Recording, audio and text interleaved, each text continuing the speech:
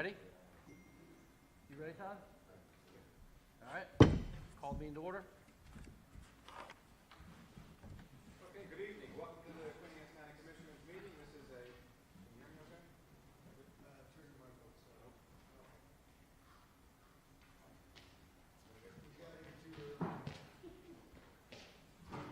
Is that better? No? Okay, test. Is that better?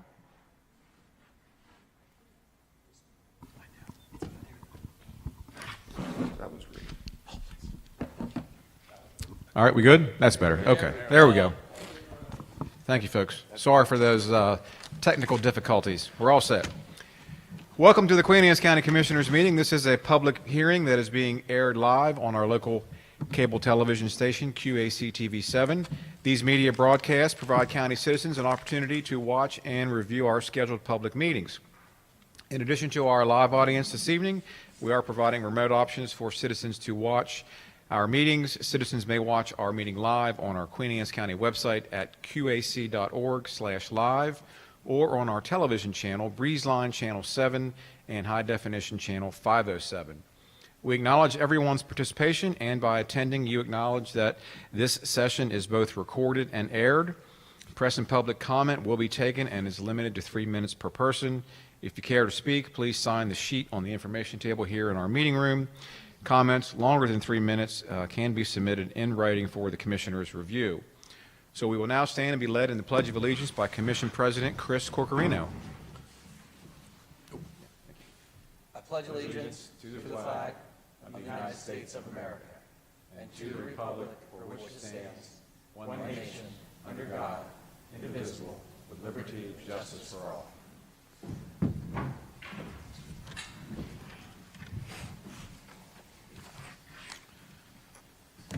All right, folks, I am Todd Mon, the County Administrator, and we have your County Commissioners here at the front head table.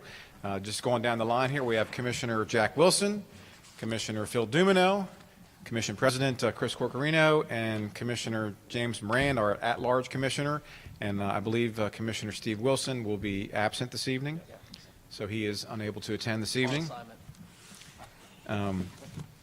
So this evening we have a short presentation that's going to provide a high-level overview of our FY23 proposed County Commissioners budget.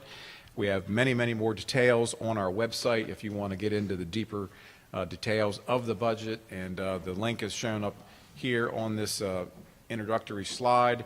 I would encourage anybody that wants to get into the details to please visit that. There's a wealth of information, all of our work sessions, various drafts of the budget, so you can refer to that information there to look at the details. Following the presentation, we will be taking and receiving public comment, and then the commissioners are going to make some closing remarks. So, and we will be here after the hearing closes if there's anybody that wants to ask any specific questions of any of the commissioners or the staff that's here this evening. So with that, I'll begin the presentation. So if the commissioners want to take a seat out front so they can watch our presentation for the third and final time this year. This is our third budget presentation this year. We always enjoy coming up here to Sudlersville. It's a great venue here at the school, so it's great to see everybody here in the audience as well. Okay, so just to give a brief introduction of our FY23 budget, our objective is to continue to provide sound financial management, providing responsible public services to all of our residents here in the county. So our budget reflects the recommendations from our Spending Affordability Committee. We have complied with our policies on debt management. We maintain a healthy rainy day and revenue stabilization fund reserves. We use our fund balance and PAYGO funds to reduce our proposed capital debt. And our proposed FY23 capital budget reflects a bond sale this year of $7 million, which is the lowest bond issuance the county has had issued in over 20 years. And this will effectively lower our overall debt burden by about $2 million next year. Our budget is also consistent with our AAA bond rating here in Queen Anne's County, which is the best rating on the Eastern Shore of all the counties. We're very proud of that. Here are a couple of quotations from the rating agencies that we work with. The first one is from S&P, Standard & Poor's Global Ratings. Queen Anne's County has demonstrated resilience in our economic and financial profiles through the pandemic. With our overall credit profile supported by an active, forward-looking financial management environment, we expect the positive operating results demonstrated over the past decade to continue. So we're extremely proud of that. In addition, Fitch has said that our AAA rating reflects strong revenue growth prospects from a growing property tax base, a manageable expenditure growth, and a demonstrated ability to reduce expenditures during economic downturns. Again, we're the top on the Eastern Shore as far as our bond rating goes. Our tax rate for FY23, both will remain the same. Our property tax rate is 84.71 cents per $100 of assessed value. Income tax rate will also be the same as last year at 3.2%. Our overall budgeted growth is just under 10%, which a 10% increase over FY22. In FY22, we had a budget of $156 million. Our budget next year, FY23, is $171.4 million. Our budget last year was a bit conservative due to the uncertainties from the pandemic, so that's the reason for a little larger growth there. Our revenue stream is comprised primarily of income tax and property tax, which makes up 85% of our overall budget. In terms of revenue, income tax revenue is projected to grow by 12.4%. Property tax revenue projected to grow by 4.2% over FY22. A little about constant yield. The constant yield rate represents the real property tax rate for the upcoming year that would otherwise generate the same amount of revenue that was generated in the current year. So as assessments increase, the constant yield rate decreases. So assessments are up this year, so our FY23 constant yield rate is 83.32 cents per $100 of assessed value. So constant yield is slightly lower than the current tax rate proposed of 84.71 cents per $100 of assessed value. So the current rate, as proposed, results in revenue which is $1,157,505 more than what the constant yield rate would generate.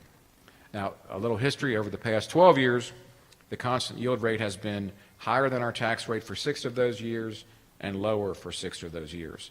So over that time period, our property tax rate has remained steady and constant. This slide shows the real property tax rates across the state of Maryland by county. We are the yellow bar, which is the fourth lowest in the state when you look at all 23 counties and Baltimore City. So we are happy to report we are on the very low end of the property tax rate throughout the state of Maryland.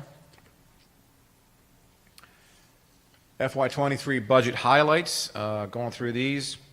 Our Board of Education leads off. We fully funded the Board of Education's request this year, despite some declining enrollment due to the pandemic. We funded them at $1.2 million above their maintenance of effort, and we just learned that the MOE came in a little bit lower, so we were actually $1.5 million above the MOE this year. Public library service expansions we're proposing this year and a new mobile library system. Our budget includes funding for new employee recruitment and retention actions, the addition of an EMS crew to provide enhanced services to the South County region, additional paramedics and EMT positions, volunteer fire company allocations increases for a total of $205,000. We're increasing and adding snow removal operational logistical programs for pre-treatment with salt brining and GPS technologies for our snow plows. We have funding for the Kent Narrows beautification and grounds work in our Kent Narrows area, and we have several historic preservation projects, including our historic Circuit Courthouse in Centerville, the old Centerville High School, which is now the administration building for the Board of Education, and we're doing some work on the old Crumpton building, the Crumpton Elementary School in Crumpton, to preserve that structure as well. This next slide shows the proposed revenue on a pie chart, just to give you a kind of visual perspective of the revenue sources that we get. You can see the blue sector is income tax at 40% and property tax at 45%, which are the main revenue sources that we receive for our overall proposed budget of $171.4 million. This next slide shows the actual numerical values for all of the revenue sources by type. I'm not going to go through all of these, but you can see property taxes and income taxes lead off the top there with 74.9 and 68.8 million respectively. The third largest is our combination of our recordation taxes and transfer taxes, which is about midway down. That's coming in at about 13.4 million next year, and followed by our highway user revenues, which is projected to increase as well over the next several years with some new state legislation that was passed this year. On the expense side of our budget, this is a similar pie chart that shows how the money is allocated to our various departments and agencies. Again, the large blue sector is the Board of Education at 37%, and that is by far the largest sector and expenditure that we have, followed by our Public Safety Group, which is Detention Center and Emergency Services. Public Works at 8%, and we have a series of other outside agencies in a group there at 16%, which we'll talk about a few of those shortly. Now we have a series of charts here that show the actual dollar amounts for each of the county departments and agencies, and some of these are grouped by various categories. The first grouping is our county administration group, which includes our county commissioners, our new information technology department, human resources, our QAC TV7 folks here, community affairs. They come in at an overall budget for FY23 of $8.4 million. The next grouping is our community services, which is our Department of Aging, our Housing and Community Services, and our LMB, Local Management Board, at $3.2 million. Planning and zoning at $2.4 million. Public safety, as I mentioned, detention center and emergency services at $18.8 million. Public works at just under $14 million, and that includes our roads, our animal services, general services, solid waste. Parks and recreation at $6 million, just over $6 million, which also includes our golf course on Route 8 and the Bay Bridge Airport, giving us a subtotal for general county government of just under $53 million at the bottom there. Then we have our Board of Education, $64.085 million. That's our single largest allocation. And here are the other agencies on this grouping. We have the Sheriff's Office, the Fire Protection and Rescue, Chesapeake College, the Free Library System here, Health Department, Social Services, to name a few, at $27.2 million. Here we have a few other categories. Our debt service, which is broken down by the Board of Education and the general county government at $13.2 million. And then some other expenses for general county government, insurance, benefits, and local grants at just over $14 million. Here are some budget enhancements that we included this year. These are expenses that increased over the prior year. Again, the Board of Education leads off, which is now, as I mentioned earlier, $1.5 million over the MOE requirement. Animal services, we increased by $200,000 for medical services and animal care supplies. Our free library, $525,000 to help fund the Sudlersville branch and to increase the countywide library services. Health Department at $317,000 to include funding for community health outreach services. Department of Emergency Services, we're including the LEOPS retirement system for paramedics and EMTs at $600,000 for recruitment and retention. $392,000 for the addition of the EMS crews for the South County regions. Detention Center, $289,000 for new correctional officers and additional equipment. The volunteer fire companies, additional $244,000 for volunteer emergency services allocations. A drug court coordinator for our circuit court system, and $102,000 local allocation increase for Chesapeake College. On the capital budget side, we have a capital budget proposed for FY23 of $47.4 million. A few highlights here. Board of Education, just under $10 million for a new central office building located near the Vincent building there in Centerville. The Queen Anne's County High School roof replacement, a current central office building renovation for windows and doors where they're currently located for the Historic Preservation Project. Roads capital projects, we have about $3 million for roads, including a $550,000 allocation for the Queen Anne's High School parking lot. The YMCA Senior Center at $2.8 million. Historic Courthouse renovation at $2 million. The Detention Center expansion and renovation at $1.8 million. $1.4 million for information technology to fund additional public fiber infrastructure and IT hardware. $1.2 million funding for capital equipment at parks, artificial turf design, field design, and landscaping projects. $600,000 for public safety network for emergency services. $625,000 for local capital allocations for the volunteer fire companies, and a new dog park and public restroom facility at White Marsh Park.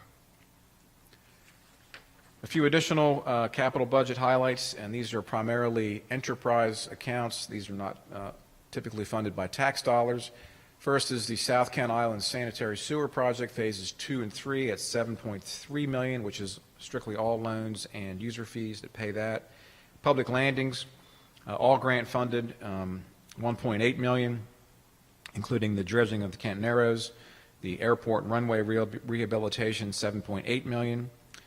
5.8 of that is grant funding. Blue Heron Golf Course, the front 9 greens rehabilitation, $500,000, and a variety of public road overlays and utility system preservations at $2 million.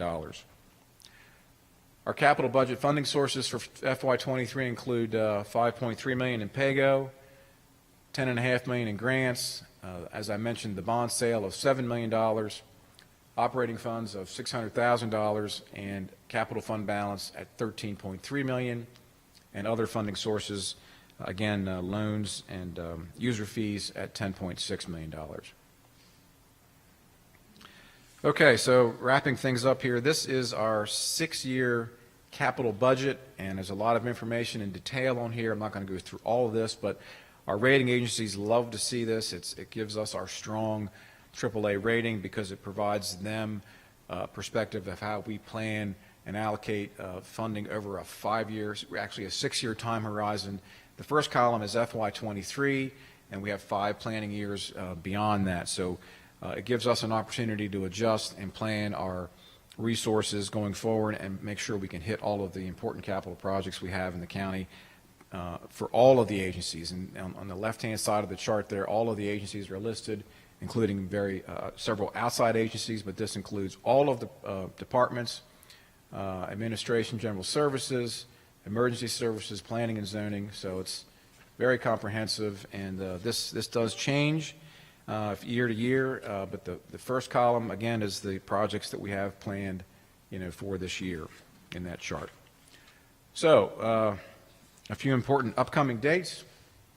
This is, as I mentioned, our third and final public hearing on our FY23 budget. We are here at the lovely Sudlersville Middle School. We will potentially have a final budget work session if we need that on June the 7th. And then we will be planning to adopt the budget and set the tax rate on June the 14th. So that concludes the presentation this evening, and we can ask the county commissioners to come on back up. And if you haven't had a chance to sign up, I do have one of the sign-up sheets here now. Actually, if you don't have to sign up, we'll make sure anybody that wants to provide comments can do so. Yeah, it's here somewhere. Here you go. There you go.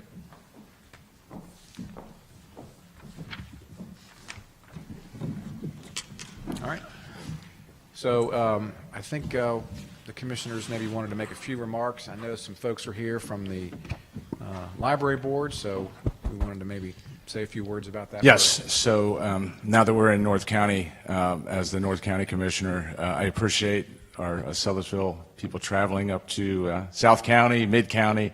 And I said tonight we would actually explain what we've kind of talked about, what we've milled over. But first I want to say about the Crumpton School, because I also see another face in the crowd that may be interested in that. The money for the Crumpton School is to get the outside to the point where it will not deteriorate anymore. get it waterproof, leak-proof, dress it up, so that we can finally find some kind of a use for it. We've been down several roads trying, but been unsuccessful. In COVID, we were really close right before COVID on one for a nature school, which I thought was a great fit there, but unfortunately that fell through. So I want to get that one out of the way. Now, as far as the library, as commissioner for the last 6+ years, I've been approached 3 different times to look at the Sudlersville Library and bring it under county control, find out how much it would cost, back and forth. So I did my research, and luckily we had the history lesson on the library and where it started and how it got to where it is today, which is great because it filled in some blanks for me. One thing I do know is that the library is an integral part of the town of Sudlersville, the incorporated town of Sudlersville, which makes it a tricky situation when you're dealing with it from the county standpoint, because technically we don't have governing abilities of the incorporated towns. That being said, there's always kind of been, I felt, in my time as commissioner, kind of a disconnect. Well, hopefully we can bridge that disconnect and never have to broach this subject again. And my suggestion, or my plan I'd like to put forward to my fellow commissioners, is that we will take the Sudlersville Library stipend, which I believe, everything I've heard, is $65,000. Right now we earmarked $225,000 in the budget for it. So I'm proposing to use the $65,000, putting that into what we call the tax offset for the town, because the town does, or is supposed to under all the charters, fund the library through their budget. So this would give an avenue to fund it every year. It would not be dealt with as an outside agency. It would always be in the budget as $65,000 for the Sudlersville Library. The other thing that gives you is the ability, as we know costs go up, if it's in the offset, every year we go back and we do an offset hearing to where the town can come to us and say, you know, it's costing more to do this. They have the ability to go to the commissioners, whether it's this group of commissioners or 20 years from now commissioners. They always have that ability. So I think it just strengthens the bond between not only the town, the library, but the county as a whole to finally do something that should have probably been done a long time ago. But until you get to a situation where you can actually approach it that way and do something that makes sense, I think we're here today for that. And as long as my fellow commissioners agree with it, I'm putting that forward tonight as a solution for that. Well, then, at that point, I guess what I'll do is I'll make a motion to Do what he just said. institute Jack's brilliant idea on how to fund the library going forward. I will second. Okay, we got a motion, a second. Any further discussion? All those in favor say aye. Aye. Any opposed? No. All right. 4 in favor, 1 absent.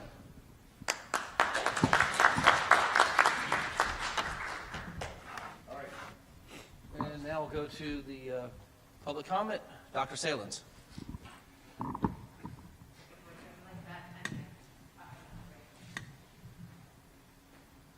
evening, Patty Salins, 385 Hensley Drive in Queenstown. Is my mic working? Okay. You can pull it down. Okay. Is that good? Okay. So I come before you again just to emphasize our great partnership that we have, to thank you so much for the monies that you have put through for our roof in need at Queen Anne's County High School and the paving there as well. The board office project, which is a huge project and well needed and kind of overdue, so we really appreciate the support there. We understand the costs are rising and continue to rise, and there's some unknown factors, but you continue to support us regardless of what those unknown factors are. And I think the biggest thing is that coming in at $1.5 million over our MOE is something that is very valuable to us, and I can't share my appreciation enough. Without that, we wouldn't be able to do the deserved enhancements for benefits for our staff members, and they've had some tough times here, and we really appreciate that support. And all the other little things you do, from adding into, helping with homecomings and proms and things like that, to after-school programming. We just really appreciate the partnership, and I can't thank you enough. So, thank you. Thank you. Sharon Darling. I think we've left her speechless.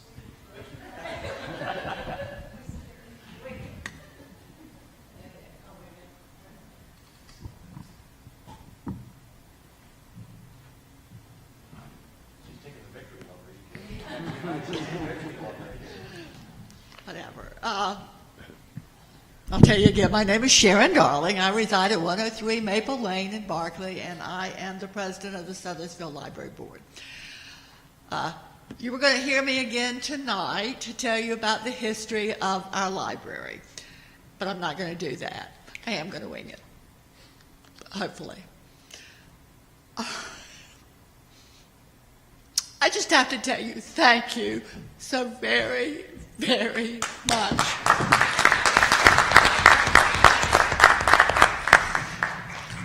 The ladies that are back here, as I told you before, we are a very passionate group of women that think our library is just so very special.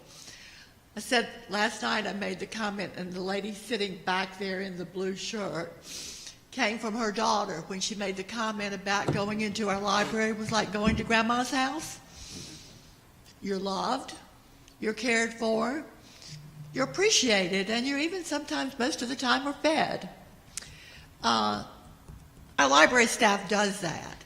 They make you feel like that you are really loved, and they appreciate the fact that you come in there, and they will do anything. They'll ask you, how's Aunt Sally? You know, because we are a small town library. And I know you saw with the sheet I gave you last night, we're just not in Sudlersville. We're throughout the northern end of the county. And we have a patriot that I said last night that's passed away. She's probably been a patriot. She was probably for about 72 years. She had been a patriot of the Sudlersville Memorial Library. So we thank you, and we look forward to being able to work together to keep our library as an independent town library. Thank you so much, guys. I really do appreciate it. Brenda Schmidt.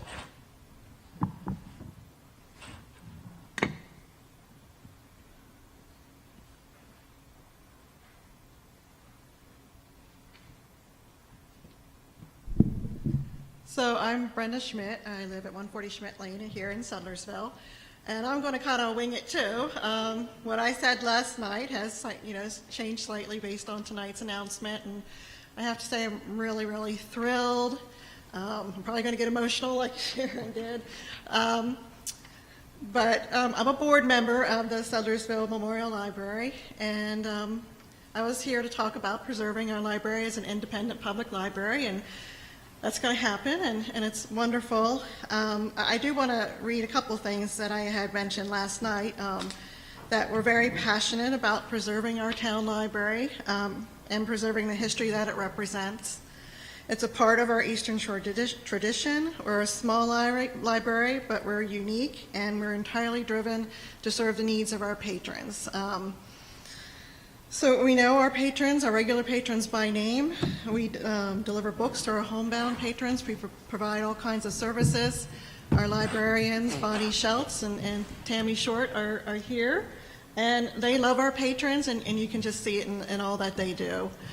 And just for the benefits of our listeners and the viewers, I'd like to list a few features and services that the library offers. We want people to come from all over. We're open for everyone, North County, across county lines, across state lines. We'll serve everyone. We don't issue library cards, but we do need you to open a free account with us. Our collections include books on fiction, nonfiction, young adult and children books, Christian books, Spanish language books, research reference books, as well as audio books. We don't have digital ebooks. We do encourage our patrons to get a county library card and to use those services. Once you have that card, you can access that from everywhere, anywhere. We do have events for our kids and patrons. We have crafts for kids, paint nights, petting zoos, Halloween parties. We give out candy, and we love to see everyone in costume. We have Wi-Fi, we have public computers, we have freeancestry.com, and we are open on Mondays and Thursdays in the afternoon. Students can come in after school, and we're also open on Saturdays. You can learn more about us at our website, sudlersvillelibrary.org, or follow us on Facebook. I think that's where my prepared remarks will stop. And again, thank you so much. It's just very thrilling to hear this. Thank you so much. Kathleen Lyons.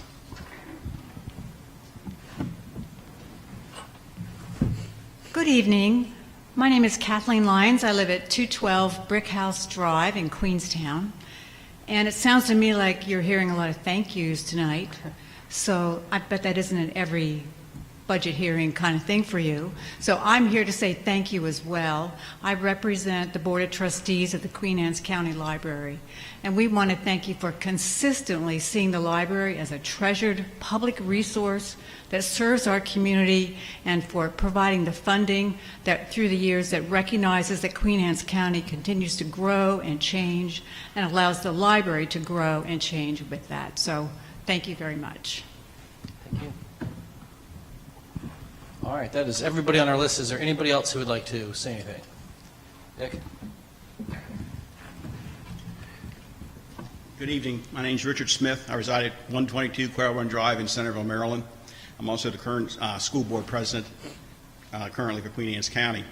I'd like to thank you guys for what you've done. I know everybody's been thanking you and everything, but I condone what Dr. Salen says. It's been a good partnership with us. I feel this past year we've made a lot of strides to get things. I think the biggest thing we do is communication. And I think that's something that must lead your strength, and hopefully does with us. We can communicate. Because if a citizen has a problem or an issue, if they understand both sides of it, you can come to a reasonable conclusion. And I think that's shown this with our budget hearings through Ken Island, Centerville, and up here. I think the county's in good shape. I think Jim and I served on a committee, I forget what, 10 or 15 years ago, when we weren't in such good shape, and there were some tough decisions made then. So it's good to see this. I think there's a lot of foresight. We've come through something that has been different for everybody. And I think this has helped us a lot. I think it's a good group, and I think I look forward to working with you guys over the next year and our staff with the school board. Thank you. Thank you. Absolutely. As long as you're still going to say nice stuff, otherwise, okay. No, we just want to invite everybody to come to our library tonight when this meeting is over with, so you know what it's really all about. That's all I wanted to say. Thank you. Thank you. Anybody else? All right. Well, then we'll close the public comment. Start the roundtable. Commissioner Moran.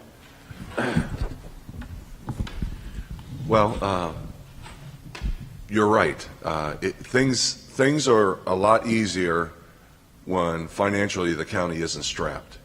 And for the last, I've been a commissioner now for 9 years, and what Dick was referring to is we were on the spending affordability committee, where we had to take, I had emergency services, and we had to cut our emergency services $1 million. We had to cut the sheriff's department and our volunteers just to get a balanced budget. So, Queen Anne's County has come a long way in 10 years, 12 years. And I'm proud to say that the gentleman I serve with is a main reason of why we're in such good shape. We are driven by the fact that, all of us are family oriented, and all of us are fiscal responsibility. I hate to use the word Republicans because Democrats are too, but that's what we want to see Queen Anne's County. We want to see the amenities. We want to see the good schools. We want to see people having options, things to do. So I mean it's what our mainstay is, and our number one priority is the safety of the county, and I think that this year's budget reflects a lot going to the Department of Emergency Services to enhance that with another 24/7 crew coming on board. We're going to need it. So, the thank yous are greatly appreciated. There were times when, I think Phil would know them, when we were in here and there was a lot of yelling and screaming going on. So, I'm happy to be a part of this, and just going to close by saying God bless Queen Anne's County. Thank you. So a couple things real quick. Those were some dark days in our county. Back in 2011, it was our first budget cycle, and and the outgoing commissioners had left us, in a deep financial hole. And there were some very difficult decisions that needed to be made. So fast forward to where we are today, we're in much better shape, and we can do the wonderful things for our citizens that Jim was talking about, upgrading parks and putting together a retirement package for our Department of Emergency Services so we don't lose them to other counties. I want to thank Sharon and her group of friends from the library for the passion that they have to fight for something that they truly believe in. And then at last, certainly give Jack the accolades to come up with the plan that made the whole thing work. So good job, buddy. Echoing what Jim said, you go through, especially if you're in business, you get tough times and things like that, and you rely on your employees, you rely on the people you work around. And honestly, I don't think I could have picked 4 better employees to work with than the 4 gentlemen I serve with. Do we agree on everything? No. But the one thing we do is we communicate, we talk, we try to do what's best for the county as a whole. You're not going to please everybody. I was told early on in this job, if I didn't make every single person in this county mad at least once, I wasn't doing a good job. So I think I've succeeded there at least once or twice, and look forward to continuing to do that. But, when we come up, and granted we all have jobs, we all have lives outside of being commissioners, but we really do take it seriously, and it's something we wake up every morning and sometimes get calls in the middle of the night, like when the tornado struck Kent Island. You get a call at 3 in the morning and a tornado just hit Kent Island, and we're out of bed, and we're up there to see how the citizens are impacted. It's all those little things like that. They always say being a commissioner is a thankless job, but it's really not. When you're doing public service, you're not looking for thanks. You're out there because you hope someday somebody's going to come behind you and have the same passion for doing that public service job as you do. So, and I think, like I said, that's one of the things that makes it great serving with the other 4 that I serve with, and Todd Mott is our administrator. We all have that kind of passion, and we're not looking for the accolades. We're just, it's nice to see smiles on our citizens' faces, and based on the events of the last day in this country, we should be very thankful of where we live, and God help us that anything ever hit on our doorstep like that. So. All right. Well, I guess you guys already said everything.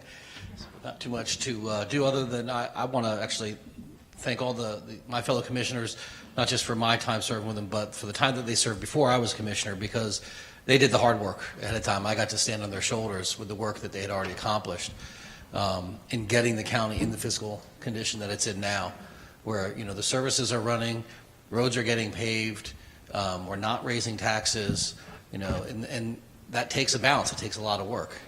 Jack, the solution you came up with for the Sudlersville Library today, that's just an example of how we try to make sure we're listening to citizen input and then say, okay, the citizens have a problem. How do we fix this? What can we do to make this work and find a fair balance? And we do that throughout the year when citizens come to us with issues. And I think that's speaking for itself with the silence that you hear tonight on complaints, because we are being proactive about that. So please, if you're watching and you have issues, reach out to us throughout the year, and we will be there to listen to what you have to say. And if there's something that we can fix, we'll do it. And if we can't, we'll tell you that and we'll tell you why. You'll get an answer, that's for sure. I'll make a motion to adjourn. I'll second. All right, all in favor? Aye. All right, thank you, everybody.